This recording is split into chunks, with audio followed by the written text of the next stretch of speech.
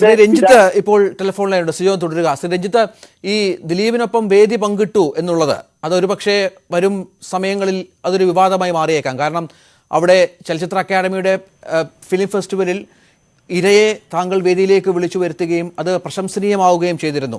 ഇതിനെ മറ്റൊരു തലത്തിൽ താങ്കൾ കാണുന്നുണ്ടോ? ഇത് എന്ത് തരത്തിലാണ് കാണേണ്ടത് എനിക്കറിയില്ല. ആർക്കാണ് ഇതിന്റെയൊക്കെ പ്രശ്നം? ഫിയോക് എന്ന് പറയുന്നത് കേരളത്തില് തിയേറ്റർ ഉടമകളുടെ സംഘടനയാണ്. അതിന്റെ സെക്രട്ടറിയാണ് എന്നെ ഇതിനു വേണ്ടി ക്ഷണിക്കുന്നത്. എന്നെയും മധുപാലിനെയും അവരുടെ ജനറൽ ബോഡിയിൽ ആദരിക്കുന്നു. എനിക്ക് നിഷേധിക്കാൻ പറ്റില്ല. കാരണം തിയേറ്റർ ഉടമകളായിട്ടൊക്കെ നമുക്ക് നല്ല ബന്ധമുള്ളതാണ് വർഷങ്ങളായിട്ട്. ചലച്ചിത്ര അക്കാദമി ചെയർമാനൊക്കെ ഇന്നലെ ആയത്. നമുക്കൊരു സ്വന്തമായ നിർമ്മാണ കമ്പനിയും ഉണ്ട്. അപ്പൊ ഞാൻ ആ ചടങ്ങിന് വന്നോളാന്ന് പറഞ്ഞു. ഞാനും മധുപാലും അവിടെ എത്തി. അവിടെ അവരതിന്റെ ഒരു ആദരവ് നടത്തി 2 വാക്ക് സംസാരിച്ചു പോന്നു. അതിന്റെ ചെയർമാൻ ദിലീപ് ആയതുകൊണ്ട് ഞാൻ ആ ചടങ്ങ് വരില്ല എന്ന് പറയേണ്ട കാര്യം എന്താ? ഞാൻ ആ സംഘടനയാണ് ബഹുമാനിച്ചത്. അല്ലെങ്കിൽ അവരിങ്ങനെ ഒരു ആവശ്യം ഉന്നയിച്ചപ്പോൾ അത് നിഷേധിക്കേണ്ട കാര്യമില്ലാന്ന് തോന്നിയതുകൊണ്ടാണ് പോയത്.